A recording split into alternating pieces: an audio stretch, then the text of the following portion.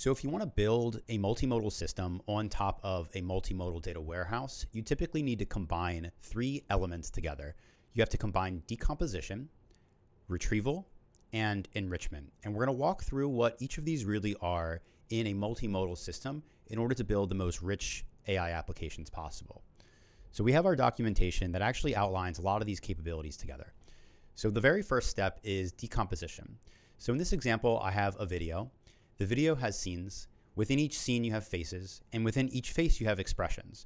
So we're decomposing this object, the video, into their own unique layers, where each layer is built on the previous layer's outputs. So we could, for example, split the video up by scenes. Within each of these scenes, we grab all of the identities. Within each of the identities, you got expressions, tone, etc. And so you can decompose an object into any arbitrary number of layers, and it can go as infinite as is possible with classification models, embedding models, etc. So this is what data scientists typically mean when they say feature extraction. Can we pull out the features from the raw data that we're providing as an input? Right, and so think of these again as their own indexes in a data warehouse. There's the scene index, there's the face index, and then there's the expression index. Okay, so we have these indexes. These indexes are just layers that we've pulled out from the object. And so then we have to actually build retrieval operations that span them, right? And so in this example, product demo with Sarah would actually have to traverse a number of layers in order to get the most rich results possible. So the layer one is, we can call it a feature search. So for example, in the scene layer, maybe we've grabbed the scene embeddings. And so we do a vector search, a feature search on product demo for that scene segment, for those scene segments. And if the results exceed some threshold that we define, then it goes into the next stage in the retrieval pipeline. And so that can be an entity filter. And so we could say, hey, does the term Sarah exist in the next layer of documents? And if it does, then continue on to the next stage in the retrieval pipeline, right? And so we're gradually recomposing the components of the objects that are most relevant given this query, right? And so because we're able to break down the object into their atomic units, the scenes, the faces, the expressions, etc., we can get everything that is needed to support this very ad hoc, very nuanced query, product demo with Sarah, right? So we have decomposition, we have recomposition, and so now we actually want to build enrichment capabilities.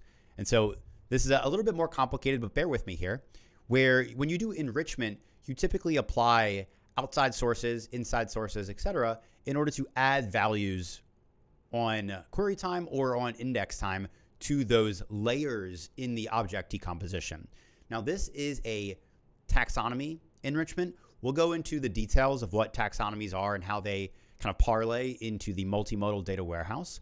But just so you know, we're adding data to the layers of the object decomposition, right? And those layers can then be used to apply different retrieval stages on. So the attribute filters, we can actually look at the different types of retriever stages that we have available. We see here. These are some of the retriever stages that are very common in multimodal data warehouses. You've got the filter stages, sorting, reduction, application, and then ultimately outputs. And so think of this as kind of like an aggregation framework that lets you say, hey, I want to do all of these things to the layers of the objects, and then that ultimately gets you the results that you want. So once we have more of these values available via the enrichment, then we can do more and more powerful retrieval operations. And so taxonomies are one type of enrichment, and then you also have clustering, and that allows you to kind of do what's called unsupervised learning to identify patterns across the different documents and layers that we've pulled out, right? And so that at a very high level is the kind of three elements of a multimodal data warehouse. You have the decomposition, which is really just pulling out the layers based off characteristics that you want from your objects. You have recomposition, right, which is reassembling the different atomic units that we care about. And then we have enrichment. And then in MixPeak, enrichment is really just taxonomies, clusters, and ontologies. And these are really just, hey, can we find patterns across the layers that we pulled out and empower our retrievers to have better access to the data that we need. And so that's really kind of the 3 layers. And then within it, we talked about videos as an example, but it really can apply to anything, right? So for example, if you have PDFs, we have probably an example here for PDFs, right? So let's say we have a 10K, a very complicated financial document.